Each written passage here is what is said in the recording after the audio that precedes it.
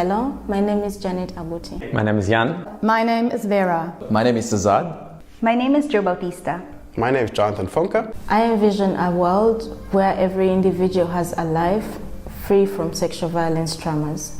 I dream of a world where we feel or develop a sense of interconnectedness, where we feel connected and equal. I dream of a world where businesses create and enable solutions and work in life-enhancing ways. I dream of an inclusive society where migrants, refugees, and locals can live together cohesively. I dream of a world where every person is empowered to dream. I dream of a world where the people that make our clothes can have good living conditions and human rights. I founded Totia platform that provides psychosocial support to victims of sexual violence using free and anonymous hotline service. To achieve this vision, we founded the Museum of Values. I achieved this vision by creating the social business Mimicry, which provides training and employment for vulnerable and marginalized groups, and repurposing waste material into high-quality products. I co-founded a social enterprise, SDI Academy, where my incredible team and I are building a one-stop portal for all migrants around the world to access their basic services. I created a nonprofit called Send to Give, which fosters meaningful human connections through the values of creativity and compassion. I founded Tip Me, and we enable you to tip the person that made your clothes. So when you buy something online, you can find out who made it and send them a tip directly. Sometimes I find it even hard to sleep because I'm thinking of the future of the organization. What I find tough as a young change maker is the lack of understanding. I'm okay with not having the advantages of a corporate life and the insecurity that comes with it, but a lot of people think it's not worth the effort, that one should get a proper job. What I find tough about being a young change maker is the uncertainty of how my actions today will take form tomorrow. Personally, that I feel that I have to fight twice as hard as others do that are only focusing on financial profits rather than on the social impact. And that sometimes is really exhausting. I wish society just gave young changemakers like me a shot.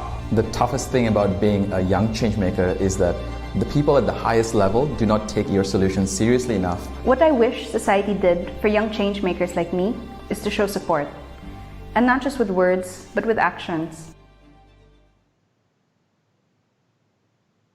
Young people are creating change everywhere you look. They're winning Nobel Peace Prizes.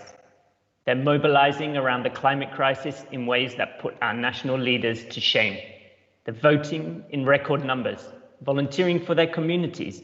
They're leading movements against systemic racism, gun crime, and inequality.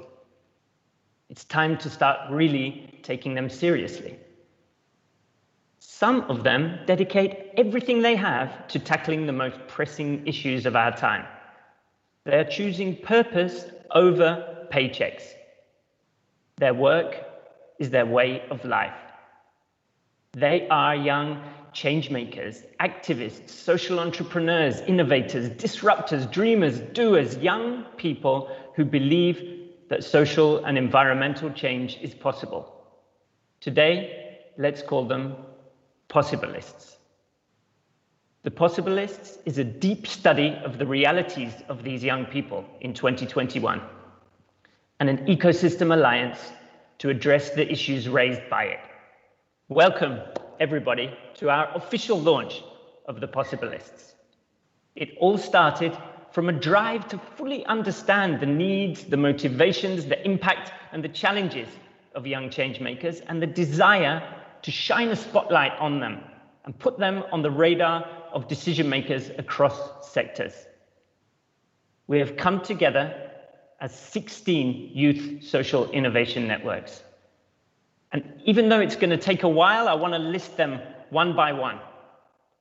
Ashoka, Changemaker Exchange, the Diana Award, Global Changemakers, Kofi Annan Foundation, Masterpiece, Obama Foundation, One Young World, Peace First, Social Impact Award, Social Shifters, SOS Children's Villages, Unleash, We Are Family Foundation, Unison Youth, and YSI, a really powerful alliance, and very kindly supported by the SAP Foundation and by Google.org, who both really share our passion for this issue. Now, as individual organizations, all of us networks directly support young changemakers in each our own unique ways. But what we believe this alliance represents is a real opportunity for us to collectively aim at changing the overall system and the conditions for youth change-making today. We want to make a statement together of why and how to support these young people. We created a 40-plus question, in-depth study of young people around the world who lead initiatives with a social and/or environmental impact. The study was led on by Alexandra Ian, lead social science researcher and civil society expert, with support on the question formulation and the data analysis by our academic partner, VU Vienna, and their Social Entrepreneurship Center. Almost 1,000 young changemakers aged between 16 and 35 filled it out, of whom 791 are beyond the idea stage and the main focus of this research. We then scientifically analyzed correlations and patterns in the data, and here is what we found out. They come from 137 countries, confirming what we already knew. Young changemakers are everywhere. They're spread quite evenly globally, but I should mention Nigeria as a particular hotspot for youth social innovation today. 53% are female, 45% male, and 2% non-binary. 27% consider themselves as part of a marginalized group.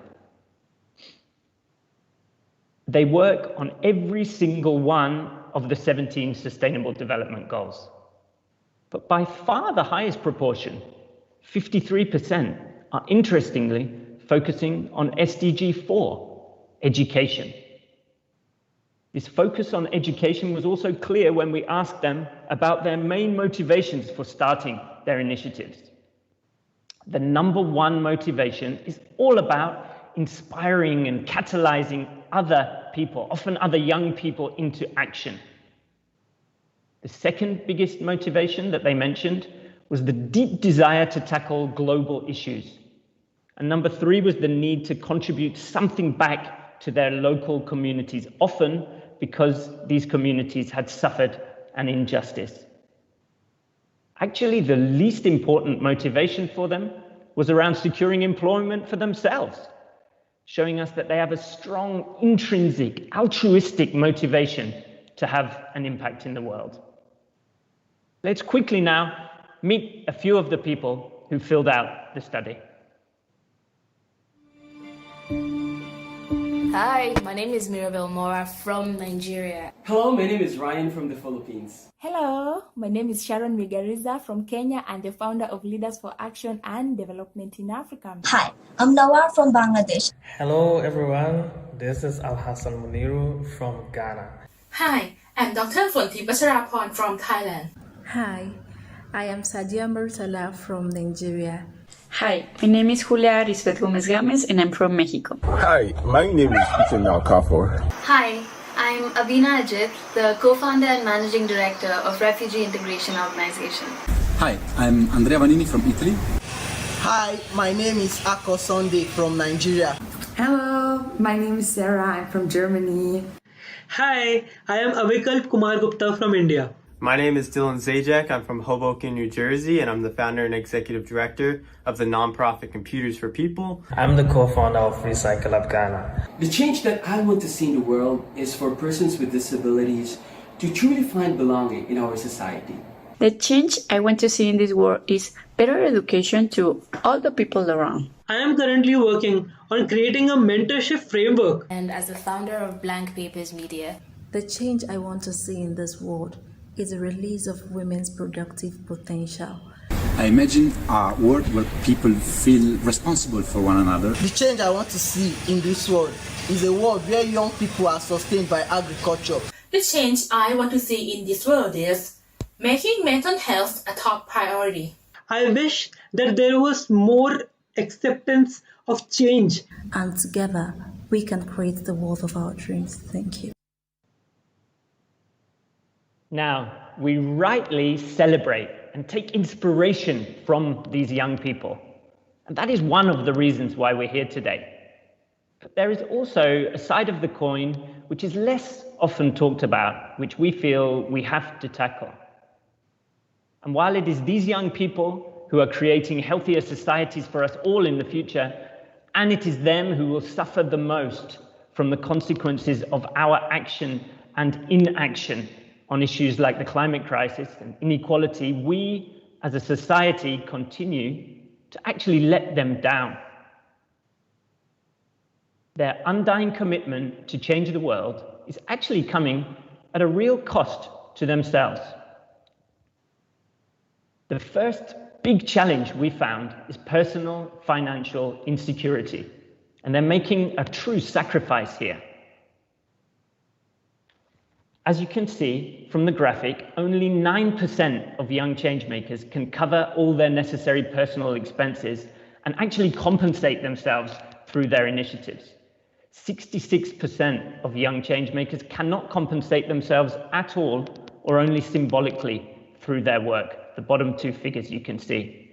And that's despite the fact that they are really dedicated to their ventures, often working night and day on them. We heard in the Possibilists from 18-year-olds doing 50, 60-hour weeks on their venture and balancing that with work and studies. The gender pay gap is sadly alive and kicking in this sphere too. Significantly more women report not being able to compensate themselves. And as is so often the case in matters of employment, those starting out are in the most precarious position. 4/5 of those in age groups 16 to 20 and 21 to 25 are not able to compensate themselves. And this goes on into their 30s, where more can manage to, but a majority are still unable to compensate themselves. Very likely as a result of this, also 79% of young changemakers have other ongoing professional commitments in parallel to their work. They balance jobs, internships in different fields that may pay them better.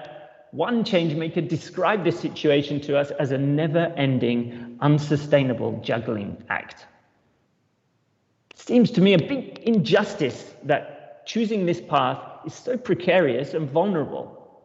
Again, we as society should be asking ourselves why creating positive change is receiving so little financial compensation. What does that say about our priorities? Our next big finding and big challenge is around well-being. These young people are unfortunately at a huge risk of burning out. They painted us an alarming picture of exhaustion, stress, anxiety. And here the data is really striking. 59% of young social innovators in the Possibilists study reported having experienced some degree of burnout since starting their work on their initiatives. Only 7% report no symptoms of burnout whatsoever. This issue is also significantly more acute among women, non-binary respondents, teens, and for those from marginalized groups. How can these young people reach their full potential both for themselves and their impact potential if they are crashing and burning out while trying to do so? We have to change this. When looking at the stage of the initiatives, just over a third are in the startup phase, just over a third again are operational, and just under a third are now scaling.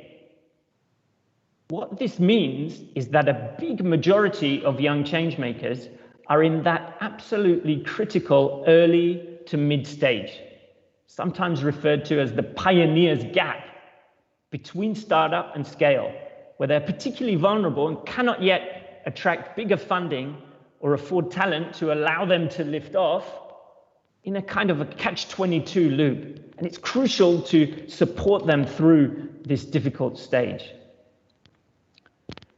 So what's needed for the Possibilists? What did they tell us about their needs? Here's what they told us about personal needs. Number one was around networks. They emphasized the need to be part of peer-to-peer communities and have access to senior thought leaders and experts.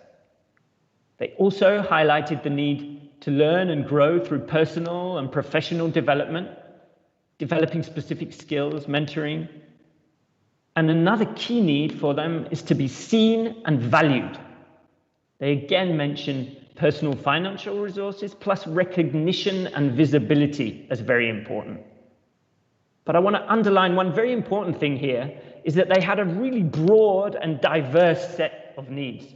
All the ones that I said were mentioned by over 90% of young changemakers. So, good news is that you can all find your way of supporting them. Finally, what's needed for the initiatives that these young social innovators lead? They told us many things, but I'll highlight the top three, all of which were mentioned again by over 90% of respondents. Number one, help improving the products and services for their organizations. They have a real relentless focus on quality. Number two, more collaboration. They said that increasing collaborations with other projects, institutions, and particularly with government, public sector, was vital. Finally, access to funding and scaling opportunities. So with all that passion, that commitment, that motivation, creativity, let's imagine what young changemakers could do if we met those needs and supported them in really meaningful ways. I'd love to, at this point, bring on to the stage two of them to reflect on these insights a little. So welcome, Ryan and Mirabel. Hi. Both of them are definitely multi-award-winning, decorated young social innovators, usually found on stage pitching their ventures to impact investors, accepting prizes from royalty, etc. But we want to welcome both of you here today, not as the rock star founders of your ventures, but as Ryan and Mirabel, and to share with us a little more about your personal stories.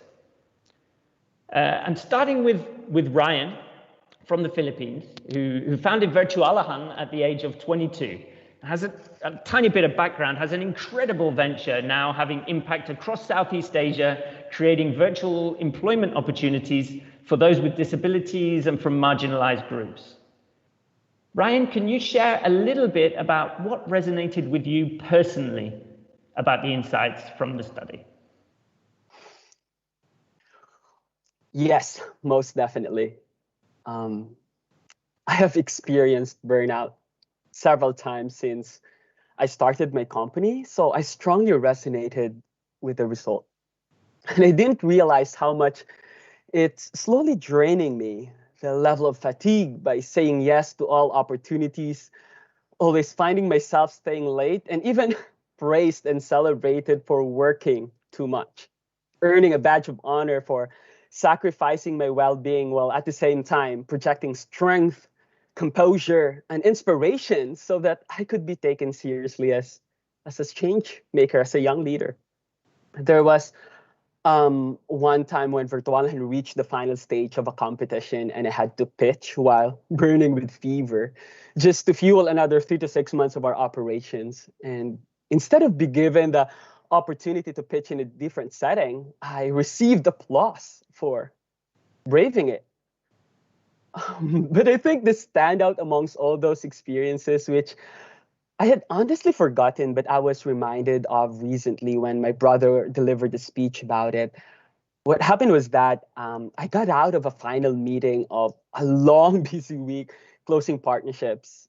I had already been having an anxiety attack while in the meeting, and the moment I stepped out of the boardroom, I went straight to the elevator, and suddenly I couldn't feel my legs anymore, and I had to drag myself out while catching my breath. I reached a point where I had to call my brother to take me home because I no longer had the strength to make it. My brother believes that change makers who are dedicating their lives for the greater good deserve to be fully supported. And it's an injustice to not do so. It's hard for me to speak here today, so much so because I rarely see people talk about these types of experiences. And since we don't see it, we don't see the severity of it. But the study revealed what we've been hiding. Yes, I'm talking to you. It's only going to get worse if we don't act on it. And my invitation for us is to turn this awareness into action. Wow, thank you so much, Ryan, for your openness and your courage in sharing your story with us all. We appreciate it a lot. And I'd love to also bring in Mirabel now at this point. Mirabel from Nigeria founded Blank Papers Media, an online platform amplifying the voices and the stories of young Africans creating change. When she was just 17, she founded this. And Mirabel, so yeah, over to you. How does what you heard chime with your own personal story and experiences? Sure. Thank you very much, Nick. I strongly resonate with the challenges of finances and well-being. And indeed, as we grow in life, we need to kick out the bad experiences, but always remember our lessons.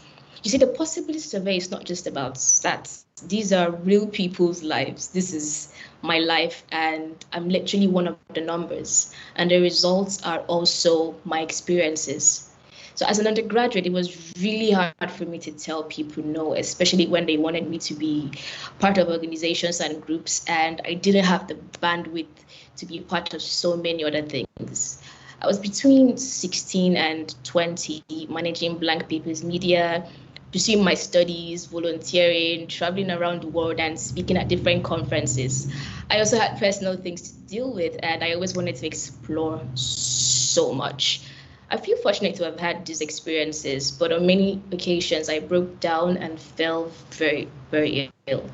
There was a lot of mental stress, fear, worries if I was adequate or not, and all those things that happen to you as a teenager, just trying to grow up but still trying to do good work. Over time, I'm learning to prioritize the most important things to protect my health, which is also my wealth. I still have to take some money out of my pocket to finance Blank Papers Media or The Axis magazine because I love to see good things happen. But I'm thankful that there are bodies today that are giving young people access to funds and mentorship so that they can do so much more good. And I believe that doing good work doesn't have to be so difficult. Thank you, Nick. Thank you so much, Mirabel, too. We hope it won't be in the future. And so thank you for sharing a little about your journey with us today. And we're going to see both of you back with us at the final plenary. Bye.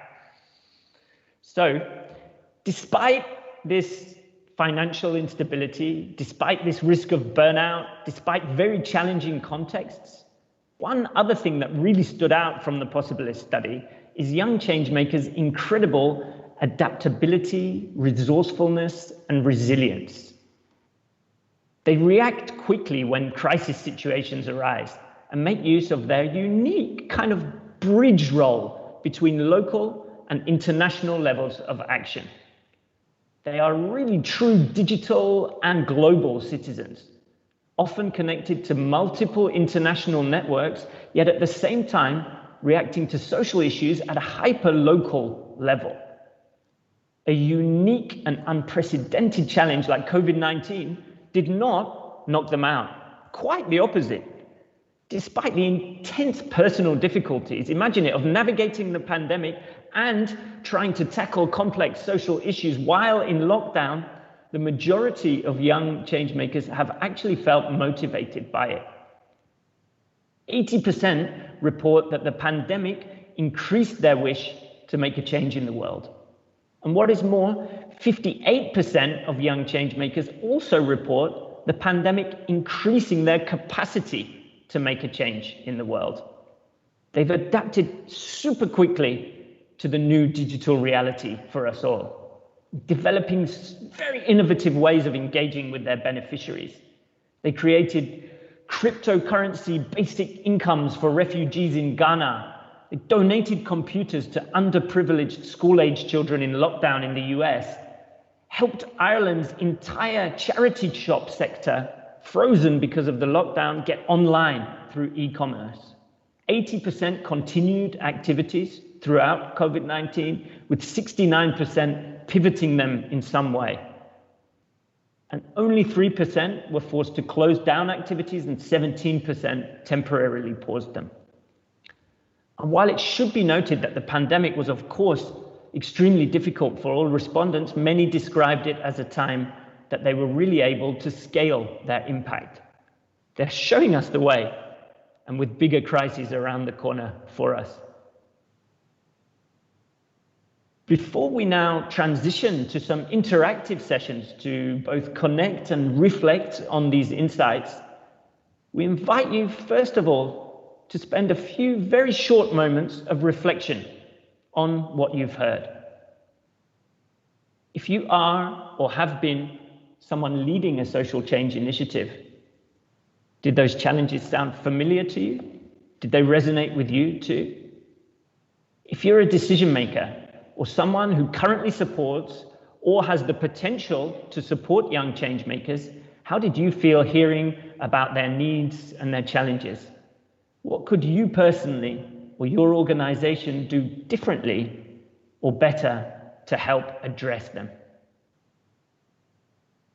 We will invite you shortly to the networking area of Hopin to connect one-on-one with 3 other people passionate about this issue. I want you all to look to the left of your screen at the networking tab. From there, when we close this plenary on my signal, you will simply click on the button and you will be randomly matched with someone else in the audience. And I promise you, we have lots of very interesting people from across sectors in the audience. You'll be matched for 4 minutes where you'll be asked to discuss one simple question. What are your reflections on the insights of the study? And of course, take a little time to get to know each other a little. You will do this 3 times, 4 minutes each. So you will meet 3 different people one-on-one in total. And this will happen between now and 45 minutes past the hour. After that, so at 3:45 p.m. Berlin time, 9:45 a.m. Washington, D.C., or 9:45 p.m. Singapore time, or Manila, Ryan, congratulations for being with us so late. Breakout sessions themed around the main dimensions of the study will then open.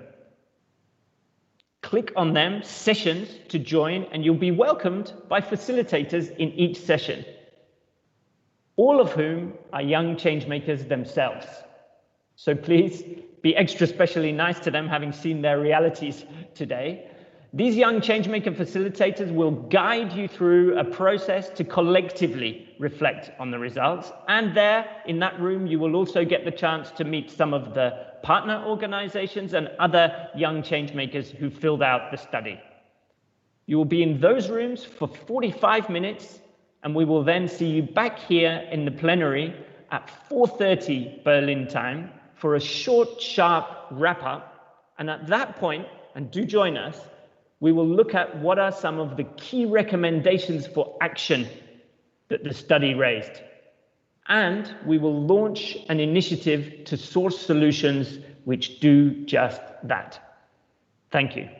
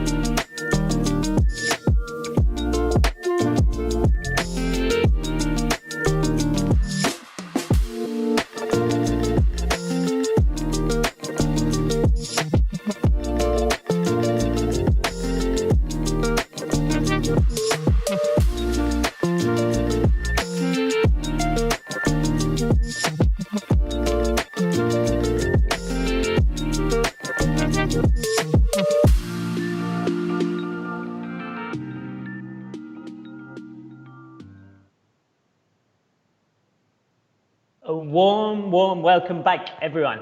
We hope you enjoyed the reflection time, and we hope you're able to feel a little of the sense of community and sense of urgency, of personal and human connection, and the desire for collective action, which we feel will be necessary for the important steps ahead of us all now.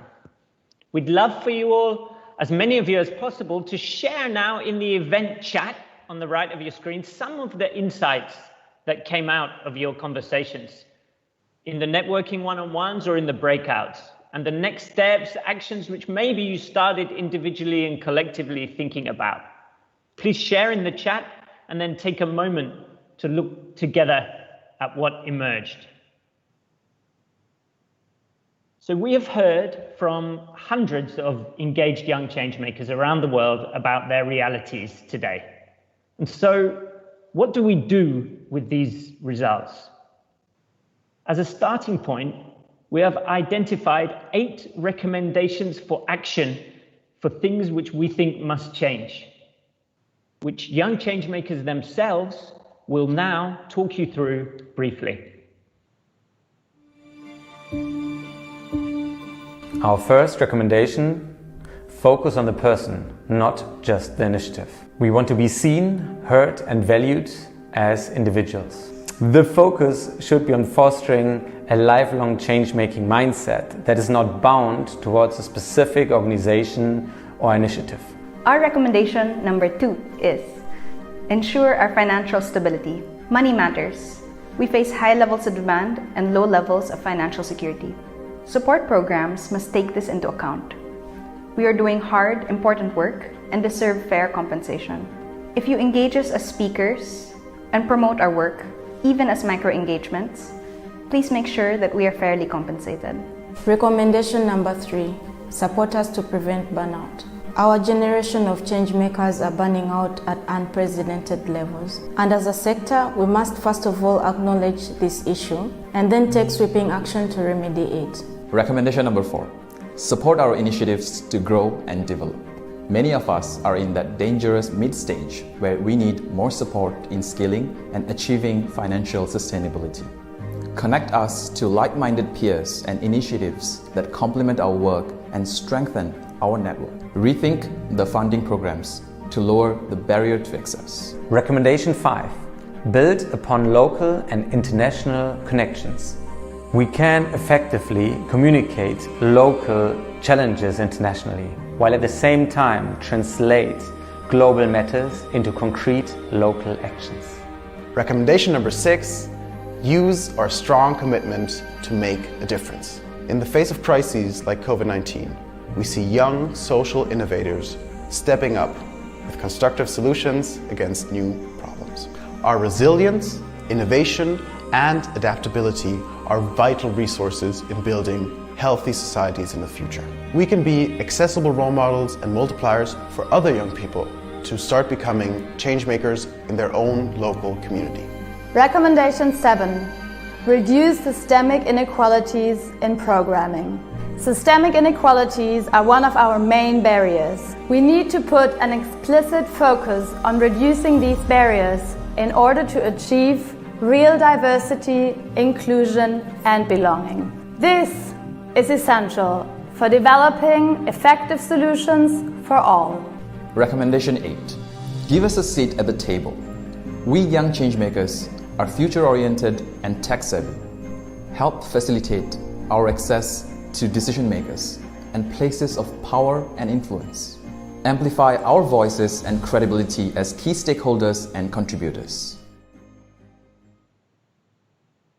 We hope that many of you saw opportunities yourselves in how to incorporate some of these recommendations into your program designs, into your funding practices, your communication campaigns, maybe your pro bono offerings, or even in your everyday interactions with young social innovators. We are now extremely excited to be launching now, as we speak, our new website, going live this second at thepossibilists.org. And I want to take a second here to give a big shout out to Rainbow Unicorn, our design agency in Berlin, for the awesome visual identity. At this site, you can check out personal case studies and stories of the Possibilists. Videos, quotes, see interactive data visualizations and infographics, and you can download both a long academic version and a key insights deck of the study itself. For us, it is crucial that this does not just stay as research, but is turned into action. This is why we are also now thrilled to launch our Ecosystem Solutions Initiative. In this initiative, we will source and connect solutions at an ecosystem level which address the exact issues raised in the Possibilists study. These could be issues which tackle the issue of personal finances, which you saw, perhaps with a new universal basic income for young changemakers, or an innovative way of startup funding them. Could be a solution for tackling burnout in young changemakers, like our friends, for example, at Recipes for Wellbeing, who are developing tools, running gatherings, and help organizations and individuals cultivate well-being.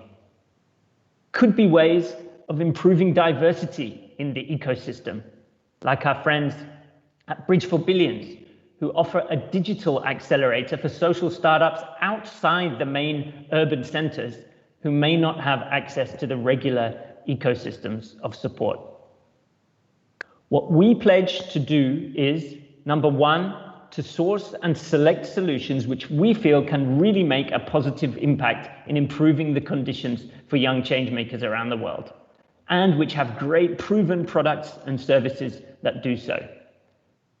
We will then create and share widely a repository of these ecosystem solutions. We will present and connect them to all the Alliance members. Collectively, we support tens of thousands of young changemakers and would have the potential to plug some of these into our work. Finally, later this year, we will run short dynamic gatherings for some of the people behind the ecosystem solutions, giving them the chance to learn from each other and find synergies. We invite any of you who lead such initiatives to submit your solution by 15th of August at our website. And then in November this year, you will find at thepossibilists.org the repository of solutions. We'd like to, at this point, to re-invite Ryan and Mirabel to the stage to share with us a little of what are your hopes for the Possibilists Initiative and Alliance moving forward. What is the significance of this, and what do you hope that we can achieve together? This time, first you, Mirabel, and then straight over to you after, Ryan. Thank you so much, Nick. As young people, we're fighting hard every day to live, to lead, to survive, and to make the world or our countries a better place. Some of us come from countries and climates where things can be so difficult, not just with our own personal well-being, but also economically, systemically, and even politically.